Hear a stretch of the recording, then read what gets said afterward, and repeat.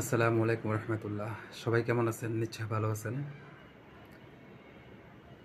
আমরা যদি ঢাকা শহরে থাকি, হঠাৎ করে গ্রামে গেলাম, দরজা জানালা সব বন্ধ করে গ্রাম থেকে 3-4 দিন বেড়ায় আসার পরে ঢাকা আসলাম। ভুলবশত আমরা চাবিটা গ্রামে রেখে এসেছি। এখন কি আমরা আমাদের ঢাকা বাসাতে ঢুকতে পারবো? নিশ্চয় না। ঢুকতে হলে কী করতে হবে? হয়তো ভেঙে ঢুকতে হবে। এটা একটা সুবিধা পৃথিবীতে। আর জান্নাতে একটা মানুষ যখন জান্নাতে যাবে, সে যদি ভালো কাজ সাথে জড়িত না থাকে অথবা সে যদি সালাত আদায় না করে, একটা প্রবাদে আছে যে নামাজ জান্নাতের চাবি, তাই না? তা আপনি যদি সালাত আদায় না করে, সালাত কাজা করে আদায় না করে, সালাত না পড়ে যদি আপনি জান্নাতের দরজার সামনে গিয়ে দাঁড়ান, চাবি যদি না নিয়ে যান, আপনি কি ঢুকতে পারবেন?